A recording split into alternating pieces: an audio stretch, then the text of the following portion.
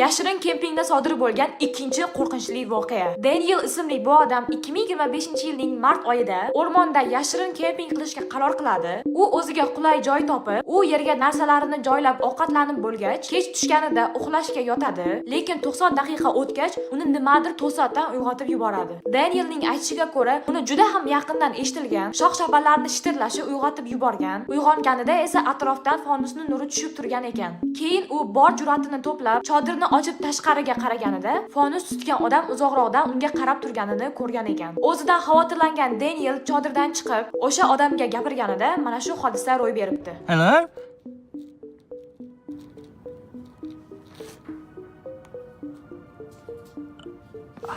Balkim o'sha odam ham Danielga o'xshab qo'rqib ketgan va muammoga uchramasligi uchun hech qanday javob bermasdan to'g'ri ketavergandir. Yoki nimadir o'g'irlamoqchi bo'lib chodirga yaqinlashgan, lekin Daniel sezib qolganidan keyin indamay uzoqlashib ketgandir. Bu odam kim bo'lsa-da, Daniel shu zahotda o'rmon hududidan chiqib ketib, uyiga sog'-omon qaytib keta olgan. Bundan tashqari, o'ylashimcha, agar bu odamning yovuz niyati bo'lganda, Danielga hattoki o'rmondan chiqib ketish ham juda ham qiyin bo'lgan bo'lardi. Lekin eng qizig'i, siz nima deb o'ylaysiz? Nima uchun bu odam Danielda chodirni ustiga kelib olgan va u chaqirganidan keyin hech nima demasdan uzoqlashib ketgan? O'zingizni fikringizni va variantlaringizni kommentariyada yozib qoldiring va keyingi videolarimizda ko'rishguncha.